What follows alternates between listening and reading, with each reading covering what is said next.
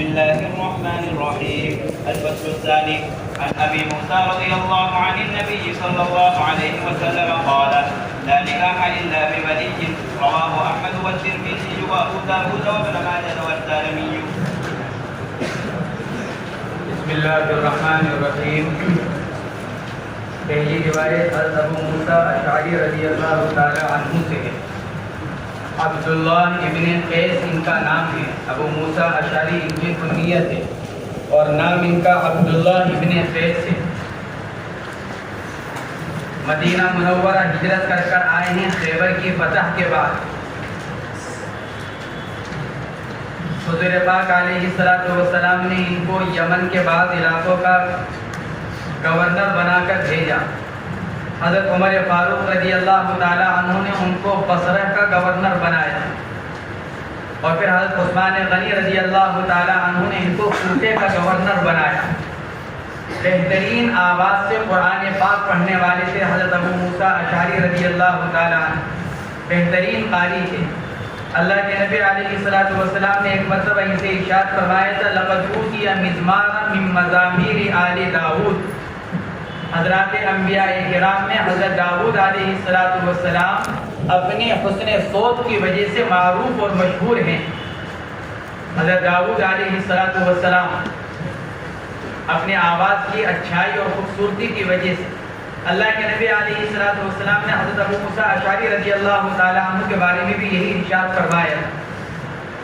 حضرت عمر فاروق رضی اللہ تعالی عنہ جب ان کو دیکھا کرتے تو فرمایا کرتے تھے حضرت ابو موسیٰ اشعری رضی اللہ تعالی عنہ سے: ذکرنا ربنا یا موسیٰ. ابو موسیٰ ہمیں قرآن پاک سنا کر رب کو یاد دلاؤ. قرآن پاک پڑھو ہمارے سامنے تاکہ اللہ کی یاد ہم کو آئے. ذکرنا ربنا یا ابا موسیٰ.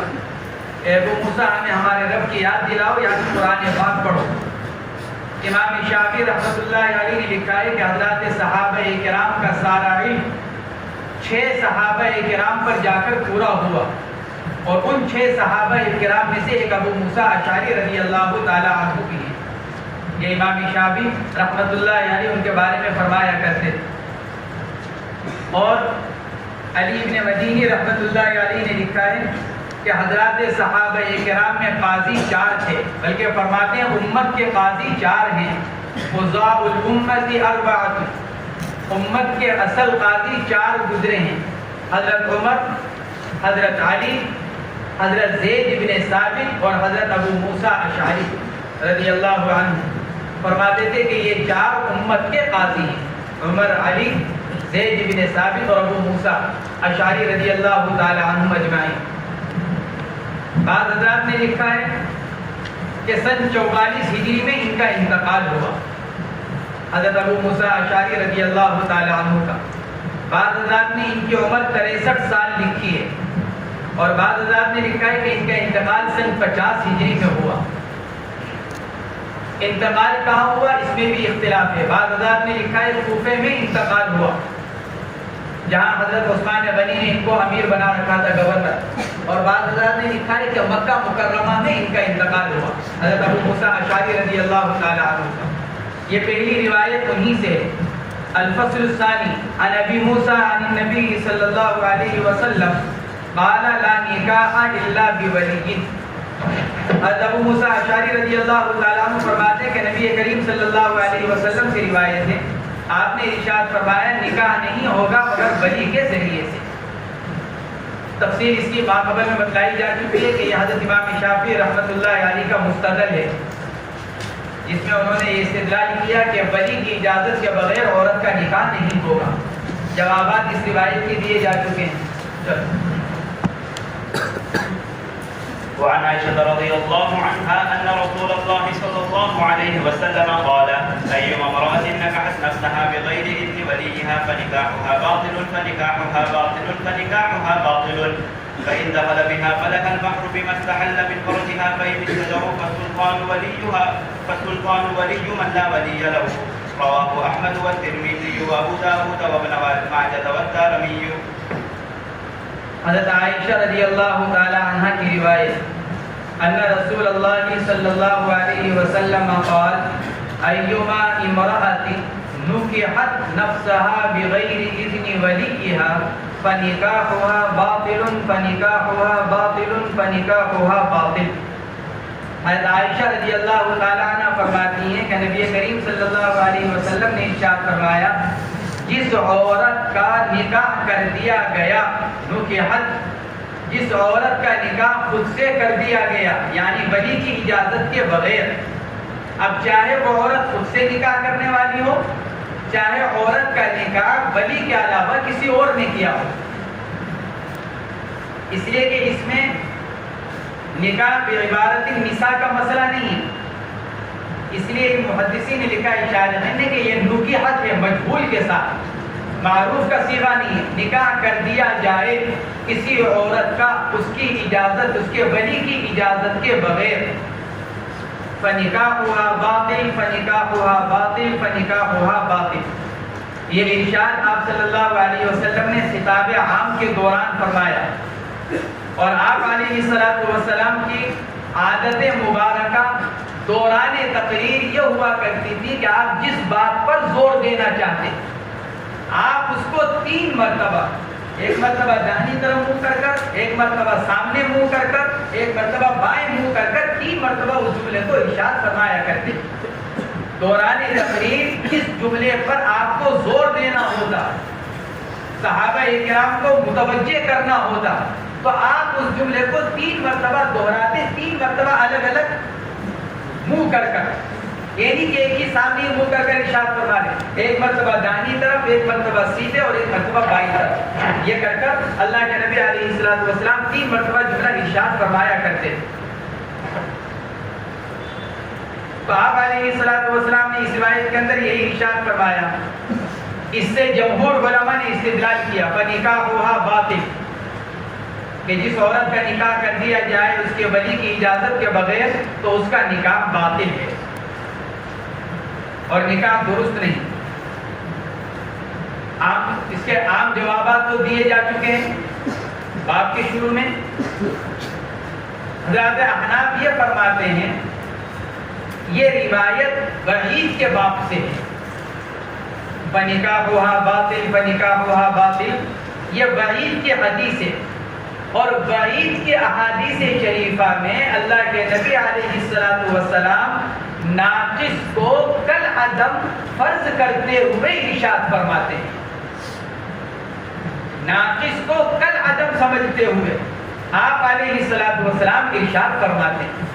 جیسے کتاب طہارت کے اندر حدیث آتی ہے، اللہ کے نبی علیہ السلام نے ارشاد فرمایا جس آدمی نے اپنی بیوی سے حیض کی حالت میں صحبت کی، یا جس آدمی نے اپنی بیوی سے دبر میں صحبت کی، یا جو آدمی کاہن کے پاس گیا، نجومی، اور اس نے جا کر آئندہ کی باتوں کو پوچھا، فقد کفر بما انزل علی محمد صلی اللہ علیہ وسلم، تو اس نے اس دین کا انکار کر دیا جو محمد صلی اللہ علیہ وسلم پر نازل کیا گیا. یہ ارشاد فرمایا اللہ کے نبی علیہ السلام.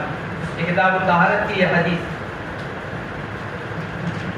بیوی سے حیض کی حالت میں جماع کرنا، بیوی سے دبر میں جماع کرنا، یا کسی نجومی کے پاس جا کر آئندہ کی خبریں اس سے معلوم کرنا، کیا فرمایا آپ نے؟ اس نے انکار کر دیا کس دین کا؟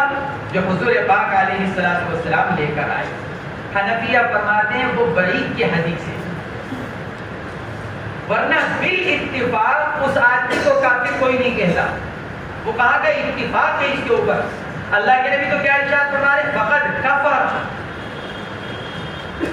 اس نے کیا کیا؟ کفر، کفر، اس نے کفر کیا، انکار کر دیا اس مذہب کا جو نازل ہوا.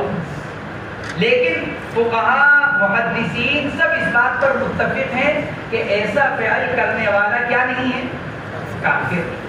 ہاں لیکن ایمان کے اندر کیا آ گئی؟ ایمان کے اندر کمزوری اور کمی آ گئی. نبی علیہ السلام وہاں پر بھی ناقص ایمان کو کل عدم فرض کرتے ہوئے ارشاد فرما رہے ہیں.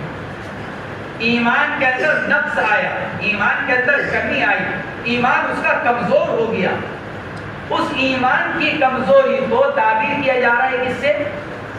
کالعدم ہونے سے۔ ایسے ہی یہاں پر جس عورت کا نکاح اس کی ولی کی اجازت کے بغیر کیا گیا وہ نکاح کمزور، ناقص، اس لیے کہ کامل نکاح یہ ہے کہ ولی خود کرے نکاح، یا عورت اگر خود سے نکاح کر رہی ہے تو اپنے ولی کی اجازت سے کرے۔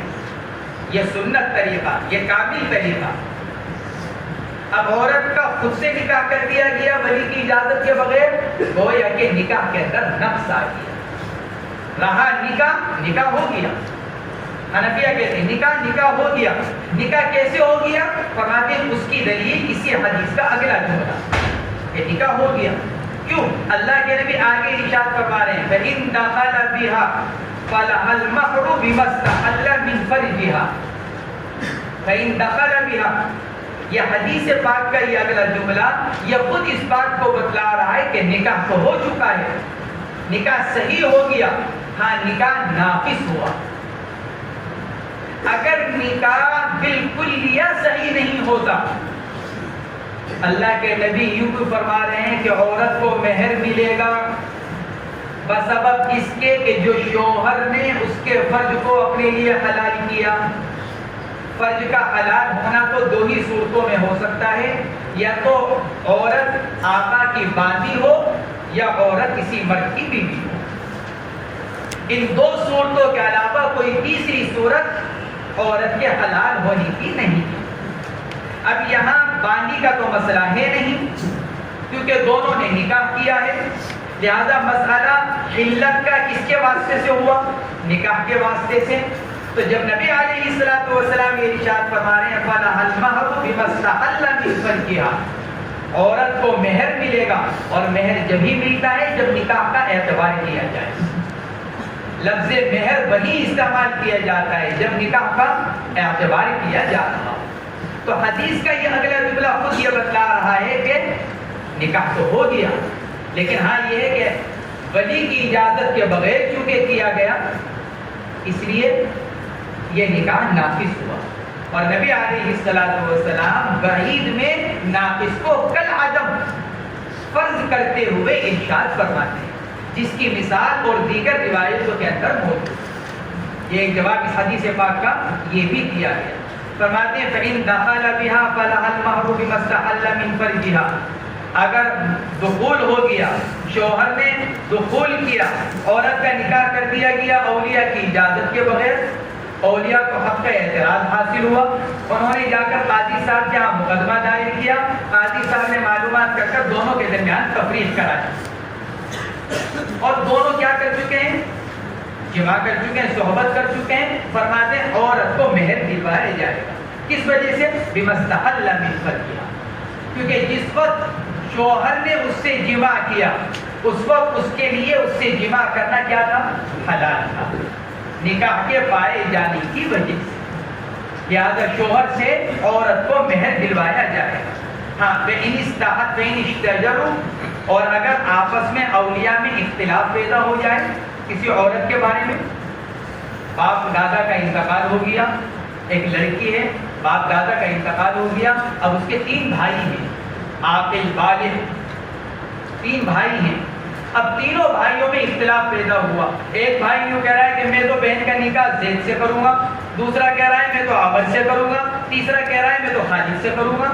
فَإِنِ اشْتَجَرُوا، اگر اولیاء میں عورت کے نکاح کے بارے میں اختلاف پیدا ہو جائے کہ نکاح کہاں کریں گے، فَالسُّلْطَانُ وَلِيٌّ مَن لَّا وَلِيَّ لَهُ، تو اب یہ عورت گویا کہ ایسی ہو گئی کہ اس کا ولی کوئی موجود نہیں، کیونکہ جب اختلاف ہو جاتا ہے تو پھر اختلاف عدم کے حکم ہے۔ جب آپس میں اختلاف ہو گیا تو گویا کہ اب ایسا ہو گیا کہ اس عورت کا کوئی ولی موجود نہیں، اور جس کا کوئی ولی موجود نہ ہو پھر شریعت قاضی کو یعنی سلطان کو اس کا ولی قرار دیتی ہے۔ اس لیے فرما رہے ہیں فَالسُّلْطَانُ وَلِيٌّ مَن لَّا وَلِيَّ لَهُ، اب سلطان اس کا ولی ہے جس کا کوئی ولی نہ ہو۔ تو سوال یہ پیدا ہوگا عورت کے تو اولیاء موجود، اس کا جواب محدثین نے وہی دیا کہ اولیاء تو موجود ہیں، لیکن جب آپس میں اختلاف پیدا ہو گیا تو اختلاف اس کو ختم کر دیتا ہے۔ گویا کہ اب ایسا ہے کہ کوئی ولی موجود ہی نہیں، جب کوئی ولی موجود نہیں تو اب سلطان اس کا ولی بنے گا۔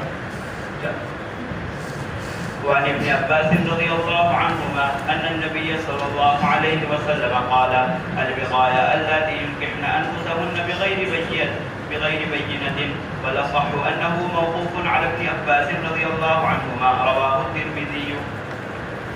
وعن ابن عباس رضي الله عنهما أن النبي صلى الله عليه وسلم قال: البغايا اللاتي ينكحن أنفسهن بغير بينة۔ عبداللہ ابن عباس رضی اللہ تعالیٰ عنہ سے روایت ہے کہ نبی کریم صلی اللہ علیہ وسلم نے ارشاد فرمایا، بغایا جمع بغیہ کی، بغا سے، بغا بمعنی زنا، زانیہ ہیں وہ عورتیں جو خود سے نکاح کر لیں، اپنا نکاح خود کر لیں، بغیر بینۃ ای بغیر شہود، بینہ بمعنی گواہ، بینہ بمعنی گواہ۔ جمہور علماء کا مذہب یہی ہے، گویا کہ حدیث یہ فرما رہی ہے کہ جو عورت بغیر گواہوں کے نکاح کر رہی ہے اور پھر مرد سے ازدواجی تعلق قائم کر رہی ہے تو گویا کہ وہ زنا کر رہی ہے۔ کیوں؟ اس لیے کہ نکاح صحیح نہیں ہوا۔ گواہوں کی موجودگی کے بغیر اگر نکاح کیا جائے تو نکاح صحیح نہیں ہوا۔ جمہور علماء کا مذہب یہی ہے۔ حنفیہ، شافعیہ، حنابلہ، ان حضرات کا مذہب یہی ہے کہ نکاح بغیر گواہوں کے درست نہیں ہے۔ یہ جمہور علماء کا مذہب یہی ہے۔ امام مالک، ابن شہاب زہری، سفیان ثوری، ابن شہاب زہری، ابن المنذر اور ابو ثور، یہ حضرات یہ فرماتے ہیں کہ نکاح کے لیے گواہوں کا ہونا ضروری نہیں ہے بلکہ اعلانی نکاح کافی ہے۔ نکاح کا اشتہار ہو جائے، نکاح کا اعلان ہو جائے، بس یہ کافی ہے۔ نکاح کے وقت میں گواہوں کا ہونا یہ ضروری نہیں ہے۔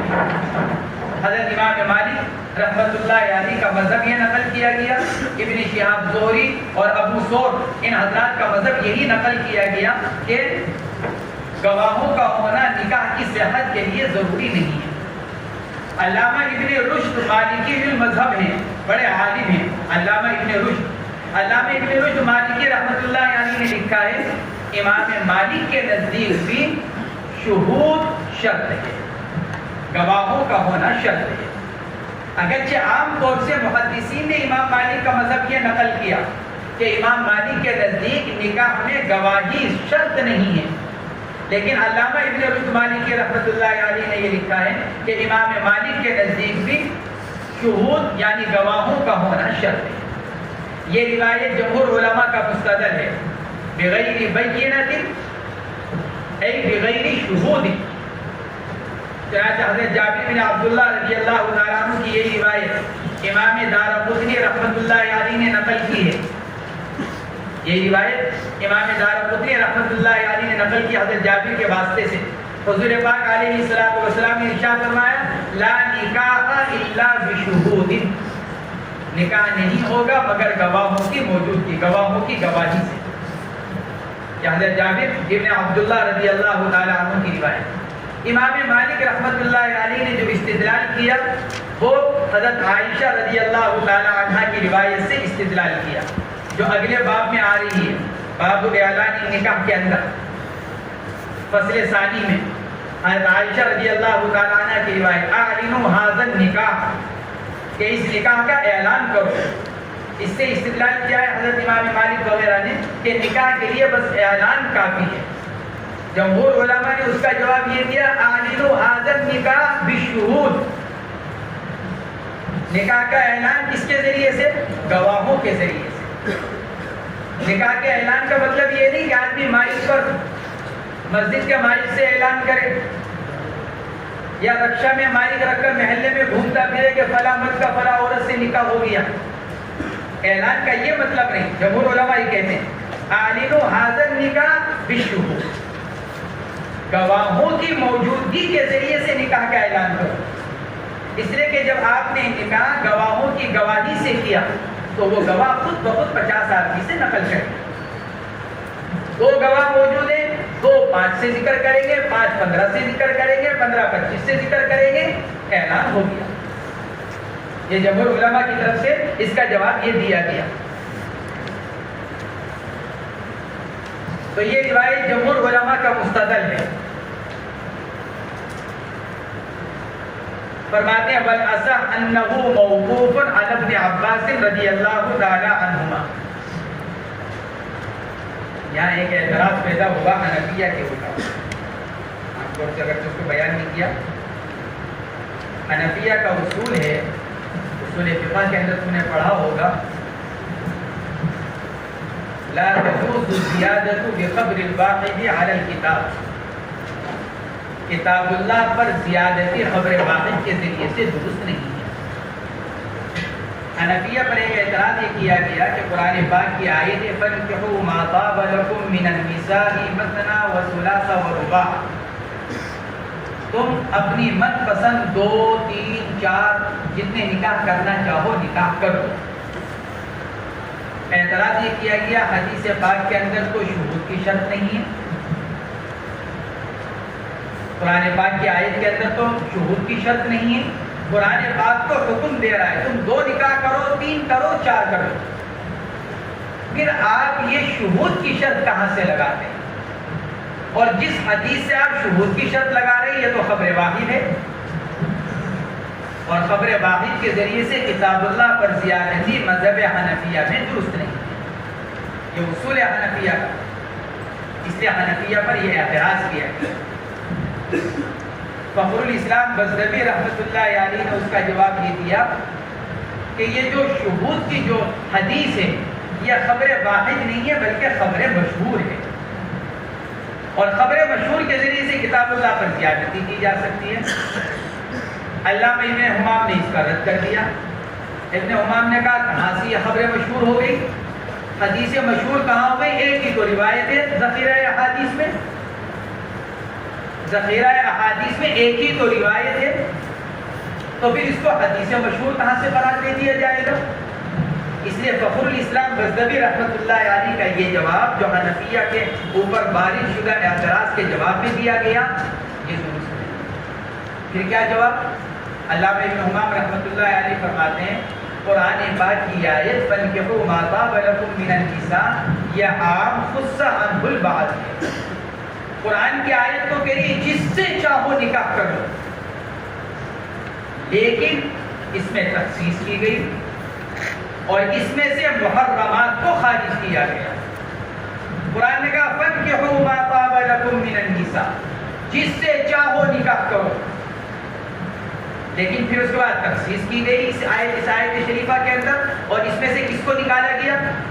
محرمات کو نکالا گیا. لہذا آدمی ماں سے نکاح نہیں کر سکتا، آدمی بیٹی سے نہیں کر سکتا، بہن سے نہیں کر سکتا. تو محرمات کی تخصیص کر دی گئی، اور جب محرمات کی تخصیص خود کتاب اللہ سے ثابت ہو گئی، کیونکہ قرآن ہی کی دوسری آیت میں فرمایا گیا حرمت علیکم امہاتکم و بناتکم و اخواتکم. تو جب اس آیت شریفہ میں تخصیص خود کتاب اللہ سے کر دی گئی تو گویا کہ یہ آیت اپنے عموم پر نہیں رہی، اور اب اس کے اندر تخصیص اور زیادتی کا دروازہ کھل گیا. جب ایک مرتبہ دروازہ کھل گیا تو اب خبر واحد کے ذریعے سے بھی کتاب اللہ پر زیادتی کی جا سکتی. اگر محرمات کا استثناء نہ ہوتا اور یہ آیت شریفہ اپنے عموم پر رہتی فَانْكِحُوا مَا طَابَ لَكُم مِّنَ النِّسَاءِ تو پھر خبر واحد کے ذریعے سے زیادتی درست نہ ہوتی. لیکن جب خود آیت شریفہ دوسری آیت نے تخصیص کر دی تو گویا کہ دروازہ کھل گیا. جب دروازہ کھل گیا تو خبر واحد کے ذریعے سے آیت شریفہ یعنی کتاب اللہ کے اوپر زیادتی کی جا سکتی ہے. کیا کہ نکاح بغیر گواہوں کی گواہی کے نہیں ہو سکتا. والأصح أنه موقوف على ابن عباس رضی اللہ تعالی عنہما. فرماتے ہیں کہ صحیح یہ ہے، مصنف نے تو یہ روایت نقل کی حضور پاک علیہ الصلوۃ والسلام سے ان النبی صلی اللہ علیہ وسلم قال لیکن مصنف یہ فرماتے ہیں کہ والاصح انه موقوف علی ابن عباس، یہ روایت مرفوع نہیں ہے، یعنی اللہ کے نبی علیہ الصلوۃ والسلام سے نہیں، بلکہ یہ جو جملہ نقل کیا گیا البغایا اللاتی، یہ جو جملہ نقل کیا جا رہا ہے یہ ابن عباس رضی اللہ تعالی عنہما سے نقل کیا گیا۔ مصنف یہ فرما رہے ہیں والاصح انه موقوف، عبد الاعلی اوپر کی سند میں ایک راوی ہیں، مصنف فرما رہے ہیں رواہ الترمذی، امام ترمذی نے اس کی سند پر لمبا چوڑا کلام کیا ہے، یہی بتلانے کے لیے کہ یہ روایت مرفوعاً صحیح ہے یا موقوفاً صحیح ہے، اور لمبا چوڑا کلام جو کیا اس کا خلاصہ یہی ہے کہ عبد الاعلی جو راوی ہیں انہوں نے ایک جگہ اس روایت کو مرفوعاً نقل کیا، لیکن عبد الاعلی نے ہی اس روایت کو جب دوسری جگہ نقل کیا تو عبداللہ ابن عباس سے موقوفاً نقل کیا، اور عبد الاعلی کے علاوہ جو اس روایت کے نقل کرنے والے ہیں جیسے غندر راوی ہیں حدیث پاک کے، غندر نے سعید ابن ابی عروبہ سے، دوسرے جو راوی ہیں ایک راوی تو ہوئے عبد الاعلی، ایک راوی ہوئے غندر، تو غندر نے حضرت سعید ابن ابی عروبہ سے جب اس روایت کو نقل کیا تو انہوں نے عبداللہ ابن عباس کا قول کہہ کر نقل کیا، حدیث مرفوع کہہ کر نقل نہیں کیا، اور خود عبد الاعلی نے بھی دوسری جگہ اس کو حدیث موقوف ہی کے اعتبار سے نقل کیا ہے، حدیث مرفوع کے اعتبار سے نہیں، یعنی اللہ کے نبی علیہ الصلوۃ والسلام کا ارشاد نہیں بلکہ عبداللہ ابن عباس کا ارشاد فرمانا، اسی کو مصنف فرما رہے ہیں والاصح انه موقوف علی ابن عباس رواہ الترمذی۔ وعن ابي هريره رضي الله تعالى عنه قال قال رسول الله صلى الله عليه وسلم اليتيمة تستأمر في نفسها فإن سمتت فهو إذنها وإن أبت فلا جواز عليها، رواه الترمذي وأبو داود والنسائي ورواه الدارمي عن ابي موسى رضي الله عنه۔ حضرت ابو ہریرہ رضی اللہ تعالی عنہ کی روایت، قال رسول اللہ صلی اللہ علیہ وسلم الیتیمۃ تستأمر فی نفسها فإن صمتت فهو إذنها وإن أبت فلا جواز عليها۔ حضور اکرم صلی اللہ علیہ وسلم نے ارشاد فرمایا یتیمہ سے اجازت لی جائے گی اس کی ذات کے بارے میں، یتیمہ سے بھی اجازت لی جائے گی، حالانکہ یتیمہ تو نابالغہ ہوتی ہے، کیونکہ فرمایا گیا لا یتیمہ بعد الاحتلام، بلوغ کے بعد آدمی یتیم نہیں رہتا، جب تک نابالغ ہے اس وقت تک اس کو یتیم کہا جاتا ہے، جب بالغ ہو گیا تو اب اس کے اوپر یتیم کا اطلاق نہیں کیا جاتا، لا یتیمہ بعد البلوغ، اور یہاں کہا جا رہا ہے الیتیمۃ تستأمر فی نفسها، تو اس کا جواب یہ دیا گیا کہ یہاں یتیمہ سے مراد بالغہ ہے، اور اس کو جو یتیمہ کہا گیا ہے وہ ماکان کے اعتبار سے، چونکہ وہ اب تک یتیمہ تھی بلوغ سے پہلے، تو بلوغ کے بعد بھی اس پر اطلاق کہہ کر دیا گیا، یتیمہ کا ہی اطلاق کر دیا گیا، ورنہ یہاں یتیمہ سے مراد نابالغہ لڑکی نہیں ہے، کیونکہ نابالغہ لڑکی پر حنفیہ کے نزدیک ولایت اجبار حاصل ہے۔ ولایت اجبار کا کیا مطلب؟ ولایت اجبار کا یہ مطلب نہیں کہ باپ یہ ڈنڈے کے زور پر نکاح کر دے، بلکہ ولایت اجبار کا مطلب یہ ہوتا ہے کہ باپ اگر اس کی اجازت کے بغیر، پوچھے بغیر اگر نکاح کر دے تو عورت کو انکار کرنے کا اختیار ہے، یہ ولایت اجبار کا مطلب۔ اس لیے حنفیہ کی طرف سے یہ کہا گیا کہ یہاں پر الیتیمۃ تستأمر فی نفسها، یہاں یتیمہ سے مراد بالغہ باکرہ جس کا باپ نہ ہو، اور اس کو یتیمہ مجازاً ماکان کے اعتبار سے کہا گیا تاکہ شفقت اور محبت کا اظہار ہو، بڑے ہونے کے باوجود جب اس کو کہا جا رہا ہے یہ تو یتیمہ بچی ہے، تو خود بخود سننے والوں کے دل کے اندر بھی کیا ہوتا ہے، ایک طرح کا رحم پیدا ہوتا ہے، شفقت اور رحم پیدا کرنے کے لیے یتیمہ کا اطلاق اس پر کیا گیا۔ نیز اس میں زمانہ جاہلیت کی ایک عادت کی تردید بھی ہے۔ زمانہ جاہلیت میں کیا ہوتا تھا، گھر میں 2-3 بھائی ہیں، بڑے بھائی کی لڑکی ہے، اب بڑے بھائی کا انتقال ہو گیا، اب اس کی جائیداد ہے، اس کا ترکہ ہے لمبا چوڑا، اور جو دیگر بھائی یعنی لڑکی کے چچا وہی وہ سوچتے تھے کہ اگر اس کا کہیں اور نکاح ہوگا تو یہ اپنے حصے کی ساری جائیداد لے کر جائے گی. وہ کیا کرتے تھے؟ اس کا نکاح اپنے بچوں میں سے کسی سے زبردستی کرا دیا تاکہ مرحوم بھائی کی جائیداد اس لڑکی کے واسطے سے گھر سے باہر نہ نکل جائے. تو چچا کیا کیا کرتے تھے؟ مرحوم بھائی کی بیٹی یعنی اپنی بھتیجی کا نکاح اپنے بچوں میں سے کسی سے کرا دیا تاکہ جائیداد، روپیہ پیسہ جو کچھ ہے، زمین، سب کچھ ہمارے ہی قبضے میں ہے. چاہے لڑکی راضی ہو یا نہ ہو اس کا نکاح کرا دیا کرتے.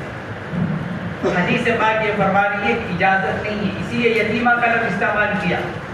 الیتیمہ تستأمر فی اذنها تستأمر فی نفسها، کہ یتیمہ سے اجازت لی جائے، اس کا حکم حاصل کیا جائے اس کے نفس کے بارے میں، نکاح کے بارے میں.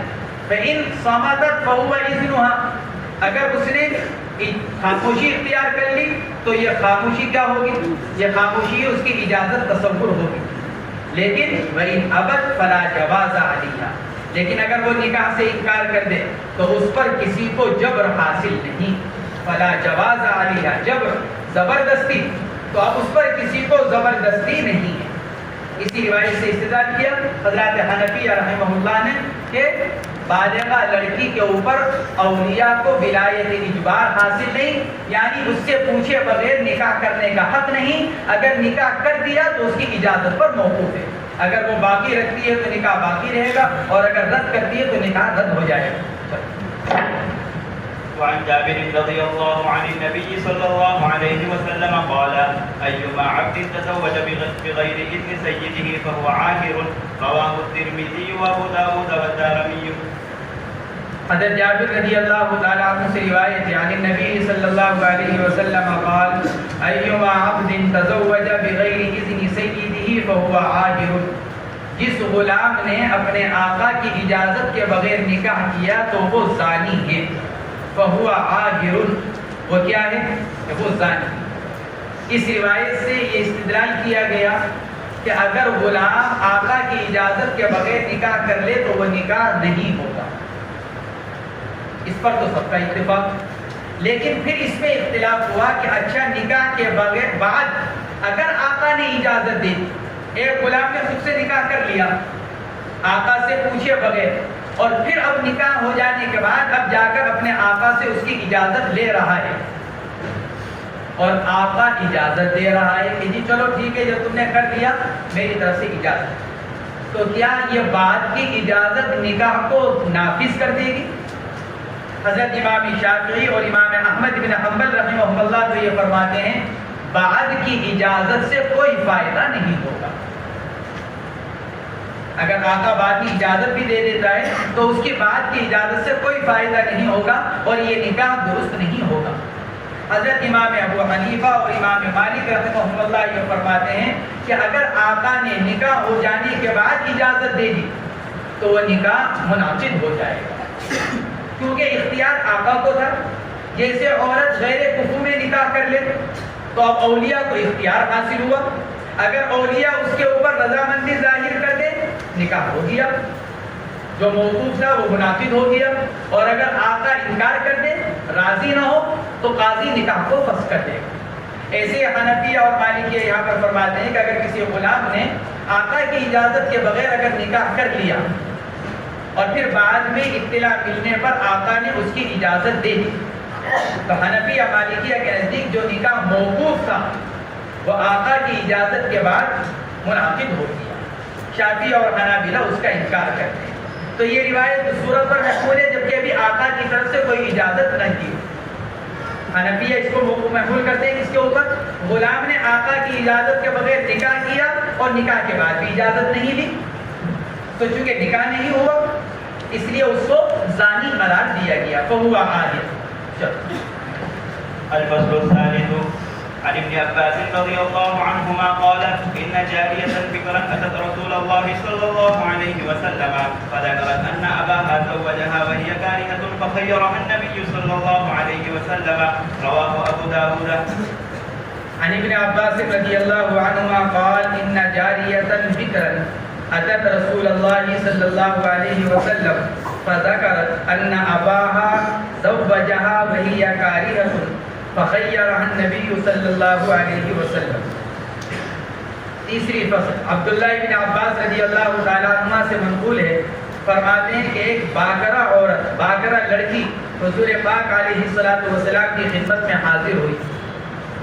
اسی طرح کی ایک روایت ابھی ماقبل میں بھی گزری ہے فصل ثانی میں، حضرت خنسہ بنت خزام رضی اللہ تعالیٰ عنہ کی روایت، حضرت خنسہ بنت خزام رضی اللہ تعالیٰ عنہ کی روایت کہ ان کے باپ نے ان کا نکاح کر دیا تھا اور وہ اس نکاح پر راضی نہیں تھی. محدثین نے لکھا ہے یہ دونوں روایتیں یہاں نام نہیں ہے، ان جاریۃ بکرا، ایک کماری لڑکی نے آ کر اللہ کے نبی سے یہ شکایت کی. محدثین نے لکھا ہے یہ دونوں روایتیں الگ الگ ہیں، اس لیے کہ حضرت خنسہ سیبہ تھی، یہاں باکرہ کا مسئلہ ہے ان بکرا، جبکہ حضرت خنسہ کیا تھی؟ سیبہ. لہٰذا یہ دونوں واقعے اور دونوں روایتیں الگ الگ ہیں. اتت رسول اللہ صلی اللہ علیہ وسلم، اور آ کر انہوں نے ذکر کیا ان اباہا زوجہا، ان کے باپ نے ان کا نکاح کر دیا، وہی کارہا، اور وہ اس کو پسند نہیں کرتی، پوچھے بغیر نکاح کیا، مجھ سے اجازت بھی نہیں لی اور میں اس لڑکے سے نکاح نہیں کرنا چاہتی. فخیرہا النبی صلی اللہ علیہ وسلم، آپ نے فرمایا تمہیں اختیار ہے، اگر تم نکاح کو باقی رکھنا چاہتی ہو تو باقی رکھو، اور اگر نکاح کو ختم کرنا چاہتی ہو نکاح کو ختم کرو. یہ آپ علیہ السلام نے لڑکی کو اختیار مرحمت فرمایا. حنفیہ نے اس سے استدلال کیا ہے کہ بالغہ لڑکی کا نکاح اس کی اجازت کے بغیر اگر کر دے اس کی اجازت پر موقوف. اس سے حنفیہ نے استدلال کیا، تفصیل ماقبل میں گزر چکی ہے. بعض روایات کے اندر آتا ہے جب اللہ کے نبی علیہ السلام نے یہ ارشاد فرمایا کہ تمہیں اختیار ہے نکاح کو باقی رکھو یا ختم کر دو، انہوں نے عرض کیا یا رسول اللہ میں نکاح کو باقی رکھتی ہوں، بس میں تو یہ دکھلانا چاہ رہی ہوں کہ لڑکی کی اجازت کے بغیر نکاح نہیں کرنا چاہیے. میں یہ پیغام دینا چاہ رہی ہوں، آپ نے مجھے اختیار دیا، اس کا مطلب یہ ہوا کہ اگر میں ختم کرنا چاہوں تو کر دوں، لیکن میں اپنے باپ کے کیے ہوئے نکاح کو ختم نہیں کرتا. لیکن کم سے کم ان کو یہ سبق تو مل جائے، اس لیے میں نے آپ سے آ کر یہ مسئلہ معلوم کیا. تو بعض حضرات نے لکھا ہے، بعض روایات کے اندر آتا ہے کہ انہوں نے اس نکاح کو باقی رکھا اور یہ عرض کیا کہ یا رسول اللہ میں تو صرف یہ دکھلانا چاہتی تھی اپنے باپ کو بھی اپنے گھر والوں کو بھی کہ بھائی اجازت کے بغیر نکاح نہیں کرنا چاہیے، ورنہ لڑکی کو یہ اختیار شرعاً حاصل ہے کہ وہ گھر والوں کے کیے ہوئے نکاح کو اگر ختم کرنا چاہے تو ختم کرے. وعن ابي هريره رضي الله تعالى عنه قال قال رسول الله صلى الله عليه وسلم لا تزوج المرأة ولا تزوج المرأة نفسها فإن الزانية هي التي تزوج نفسها. رواه ابن ماجه. وعن ابي هريره رضي الله عنه قال قال رسول الله صلى الله عليه وسلم لا تزوج المرأة ولا تزوج المرأة نفسها فإن الزانية هي التي تزوج نفسها. حضرت ابو ہریرہ رضی اللہ تعالیٰ عنہ فرماتے ہیں کہ رسول اللہ صلی اللہ علیہ وسلم نے ارشاد فرمایا نہ نکاح کرائے ایک عورت کسی دوسری عورت کا. اسی سے استدلال کیا حضرت امام شافعی رحمۃ اللہ علیہ نے کہ عورت کی عبادت سے نکاح درست نہیں ہوگا، بلکہ ولی نکاح کرے گا تو نکاح ہوگا. اللہ کے نبی انکار فرما رہے ہیں ایک عورت دوسری عورت کا نکاح نہ کرے اور خود عورت اپنا نکاح نہ کرے. ولا تزوج المرأة نفسها، نہ خود عورت اپنا نکاح کرے. اس سے امام شافعی رحمۃ اللہ علیہ نے استدلال کیا. حنفیہ کی طرف سے جوابات دیے جا چکے ہیں. حنفیہ فرماتے ہیں ہم قوی دلائل کے ذریعے سے یہ بات ثابت کر چکے ہیں کہ بالغہ عورت اپنے نکاح خود کر سکتی ہے. جب قوی دلائل سے یہ بات ثابت ہو گئی تو پھر یہ بات ختم ہو گئی. لا تزوج المرأة نفسها، کہ عورت کیا نہ کرے، اپنا نکاح خود نہ کرے. حنفیہ فرماتے ہیں قوی دلائل سے یہ بات ثابت کر چکے کہ بالغہ اپنا نکاح خود کر سکتی ہے اور یہ روایت ضعیف ہے.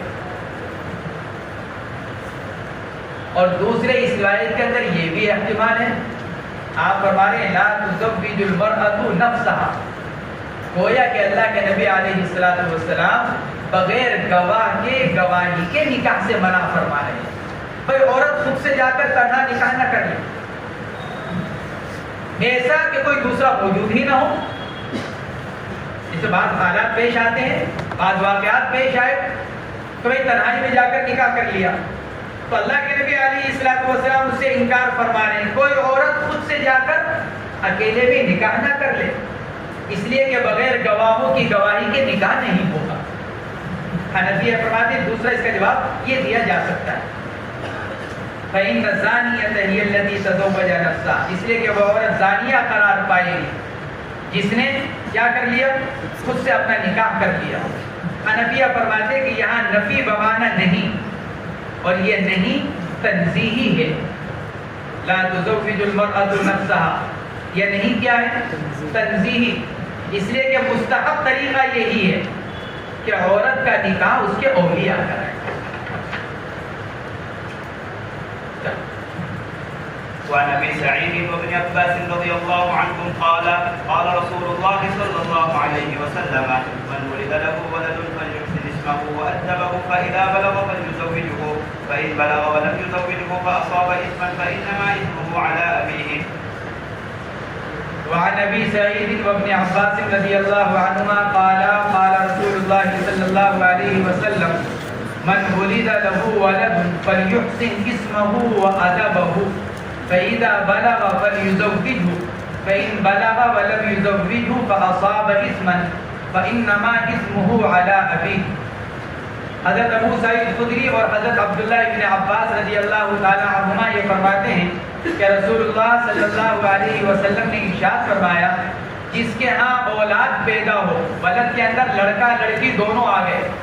من ولد له ولد ذکر کان او انثى، لڑکا ہو یا لڑکی، ولد کے اندر دونوں ہیں. فَلْيُحْسِنْ اسْمَهُ وَأَدَبَهُ، اس کو چاہیے کہ پہلے اس کا نام اچھا رکھے. یہ باپ کی پہلی ذمہ داری، بچہ ہو جانے کے بعد بہتر سے بہتر نام رکھے، اس لیے کہ آدمی کی آگے آنے والی زندگی پر اس کا نام اثر ڈالتا ہے. یہ قاعدہ ہے، آدمی کی زندگی پر اس کے نام کا اثر پڑتا ہے. اسی لیے حضور اکرم صلی اللہ علیہ وسلم نے بہت سے صحابہ کرام کے نام بدلے.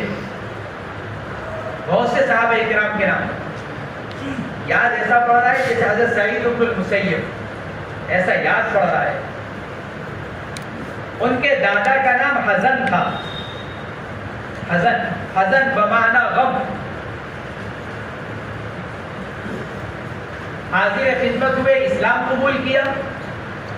اللہ کے نبی نے نام پوچھا، انہوں نے یہی عرض کیا. آپ نے فرمایا تمہارا نام آج سے سہل. عرض کیا یا رسول اللہ باپ دادا کا رکھا ہوا نام ہے، یعنی نہ بدلی. آپ نے خاموشی اختیار کی. فرماتے ہیں یہی وجہ ہے ہمارے خاندان میں ہمیشہ کوئی نہ کوئی ایسا واقعہ کہ جس کی وجہ سے رنج و غم رہتا ہے، کیونکہ نام کا اثر پڑا ہے. نام حزن یعنی غم، تو کوئی نہ کوئی واقعہ ایسا ہوتا رہتا ہے کہ جس سے آدمی رنج و غم میں مبتلا رہتا ہے. اس لیے والدین کی سب سے پہلی ذمہ داری کیا، اپنی اولاد کا بہتر سے بہتر. اور سب سے بہتر نام کیا ہو سکتا ہے؟ حضور پاک علیہ السلام کی اسماء مبارکہ، یا وہ اسماء مبارکہ جس میں عبد کی اضافت اللہ کی طرف کی جا رہی ہو. احب الاسماء الی اللہ عبد اللہ و عبد الرحمن، یہ فرمایا گیا حدیث میں. اللہ کو سب سے زیادہ پسند نام کون سے ہیں؟ عبداللہ، عبد الرحمن، جس میں عبد کی اضافت اللہ کی طرف کی جائے. حضور پاک علیہ السلام کے اسماء مبارکہ، اور پھر تیسرے نمبر پر حضرات صحابہ کرام کے اسماء مبارکہ. یہ نام رکھے جائیں، کیونکہ جب ایک نام صحابی کا متعین ہو چکا ہے اور صحابی کو اللہ نے اتنے فضائل سے نوازا، تو جو ان کو ان کے نام کی برکتیں حاصل ہوئی، اللہ اس بچے کو بھی مرحمت فرمائے گا. اس لیے والدین کی سب سے پہلی ذمہ داری اولاد کا بہتر سے بہتر، یعنی اچھے معنی والا نام رکھنا، جس کے معنی اچھے بنتے. یہ نہیں کہ جو زبان پر اچھا لگے، جو سننے میں اچھا لگے. نہیں، جس کے معنی اچھے ہوں وہ نام اپنی اولاد کا رکھا جائے۔ دوسری ذمہ داری اس کی تعلیم اور تربیت، ادب، اس کی تعلیم اور تربیت، یہ دوسری ذمہ داری والدین کی۔ پہلے اچھا نام رکھے، جب تھوڑا سمجھدار ہو جائے تو اس کو تعلیم دے، اس کی تربیت کرے۔ کس پر؟ دین پر۔ دین کی تعلیم، دین کی تربیت، اخلاقی تربیت یہ اپنی اولاد کی کرے۔ کہ کیوں؟ اس لیے کہ اللہ نے یہ نعمت دی ہے، کل قیامت کے دن اس کی ذمہ داری کے بارے میں سوال ہوگا۔ ماں باپ سے پوچھا جائے گا اولاد کے بارے میں، اس لیے دوسری ذمہ داری فَإِذَا بَلَغَ فَلْيُزَوِّجْهُ، تیسری ذمہ داری جب بالغ ہو جائے تو اس کا نکاح کرے۔ فَلْيُزَوِّجْهُ، جب بالغ ہو جائے اور اس کا جوڑ مل جائے۔ حضرت علی رضی اللہ تعالی عنہ سے حضور پاک علیہ السلام نے ارشاد فرمایا تھا، یا علی ثلاثۃ لا تؤخرها، علی تین کاموں کو کبھی مؤخر مت کرنا۔ اور میں تیسرے نمبر پر جو بتلایا وہ کیا؟ والمرأۃ اذا وجدت لها کفوا، عورت کا نکاح جب اس کا کفو مل جائے، جب عورت کی برابری کا رشتہ مل جائے، بالخصوص عورت کی۔ عورت کو اس لیے بیان کیا گیا کیونکہ عورت کا معاملہ نازک ہے، ورنہ لڑکے کا بھی یہی حکم، لڑکی کا بھی یہی حکم۔ جب برابری کا رشتہ مل جائے، اس پر اطمینان ہو، تو آدمی کو فوراً نکاح کر دینا چاہیے۔ فَإِذَا بَلَغَ فَلْيُزَوِّجْهُ، اور جب وہ بالغ ہو جائے تو چاہیے کہ اس کی شادی کرے۔ فَإِن بَلَغَ وَلَمْ يُزَوِّجْهُ، اور اگر لڑکا یا لڑکی بالغ ہو گئے اور باپ نے نکاح نہیں کیا، اور حال یہ کہ باپ نکاح کرنے پر قدرت رکھتا ہے اس شرط کے ساتھ، وہ قادر کہ وہ قدرت رکھتا ہے، فَأَصَابَ إِثْمًا، اور پھر بلوغ کے بعد بچوں سے کوئی گناہ کا کام ہو گیا، کوئی بدکاری کا کام ہو گیا، فَإِنَّمَا إِثْمُهُ عَلَىٰ أَبِيهِ، باپ نے رشتہ ہونے کے باوجود، اسباب نکاح ہونے کے باوجود جب نکاح نہیں کیا اور اولاد بدکاری میں مبتلا ہو گئی تو گناہ باپ کے اوپر آئے گا، کیونکہ باپ کی ذمہ داری کہ باپ نکاح کرے بلوغ کے بعد، تاکہ اولاد بے راہ روی کا شکار نہ ہو۔ اس لیے اس حدیث کے اندر بھی، اگلی حدیث کے اندر بھی والدین کی ذمہ داریوں کو بیان کیا جا رہا ہے۔ تو پہلی ذمہ داری اچھا نام رکھنا، دوسری ذمہ داری حسن تربیت، تیسری ذمہ داری رشتہ مل جانے کے بعد نکاح کرا دے۔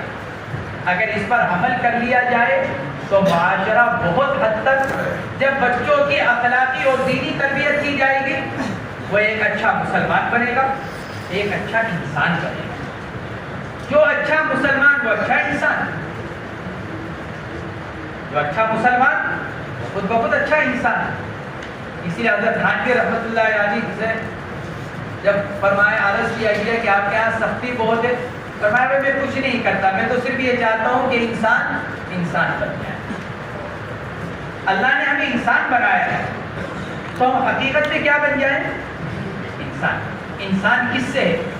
انسان ماخوذ ہے کس سے؟ انس۔ انسان ماخوذ ہے انس سے۔ انس کے معنی محبت، انسیت، اور آج انسان کیا بنا ہوا ہے؟ جانور۔ انسیت بالکل ختم، ایک دوسرے کو برداشت بالکل نہیں، ایک دوسرے کی برداشت ہرگز نہیں۔ یہ معاملہ تو جانوروں میں ہوتا ہے۔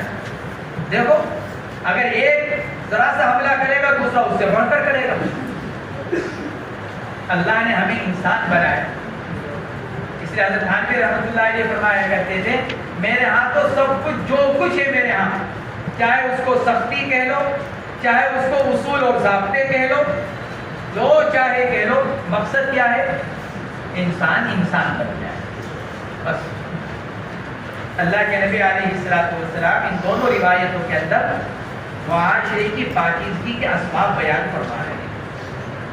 چلو وعن عمر بن الخطاب وانس بن مالك رضي الله عنهما عن رسول الله صلى الله عليه وسلم قال في التوراة مكتوب من بلغت ابنته 12 سنة ولم يزوجها فأصابت إثما فإثم ذلك عليه. رواهما البيهقي في شعب الإيمان.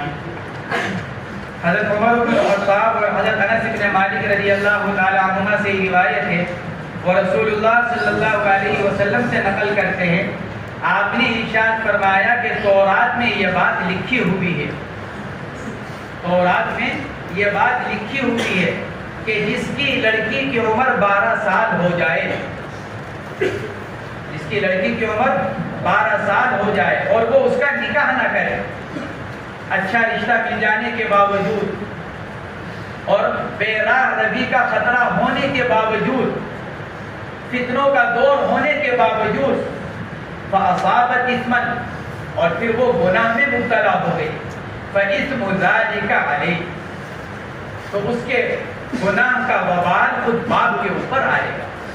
فرماتے ہیں کہ یہ تورات میں لکھا ہوا ہے. معلوم ہوا کہ جتنے آسمانی دین ہیں، جتنے دین آسمان سے آئے ہیں، آسمانی دین جتنے ہیں، اس میں معاشرے کی پاکیزگی کا ایک ہی سبب بیان کیا گیا، وہ کیا کہ لڑکا اور لڑکی کا نکاح کر دیا جائے. یہ ماحول اور معاشرے کی پاکیزگی کا سب سے آسان بھی اور سب سے مضبوط بھی ذریعہ ہے کہ جب لڑکا یا لڑکی نکاح کی عمر کو پہنچ جائے تو اس کا نکاح کر دیا جائے. کیوں؟ تاکہ ذہن کے خیالات، دماغ کے خیالات پاکیزہ بن جائیں اور دل یکسو ہو جائے. جب آدمی کا نکاح ہو جاتا ہے تو پھر آدمی اپنی منصوبہ کے ساتھ لگ جاتا ہے، اس کا دل اور دماغ اسی کو سوچتا ہے.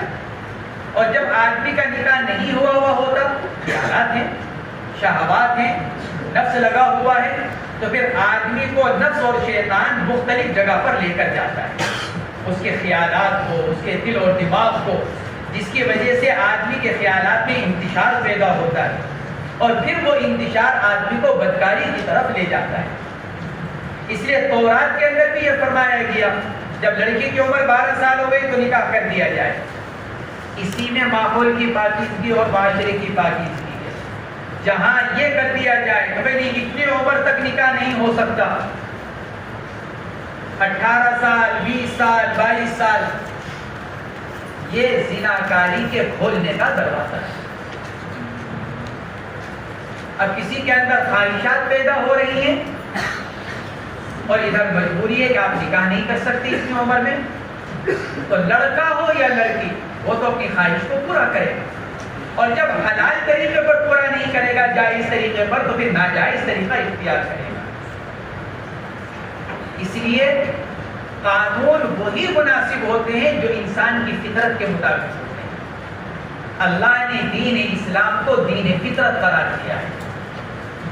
دین اسلام دین فطرت، یعنی انسان کی فطرت کے اعتبار سے جو چیز انسان کے مناسب ہے، دین اسلام نے اسی کو قانون بنایا اور وہی ضابطہ بنایا. اس لیے اللہ کے نبی علیہ الصلوۃ والسلام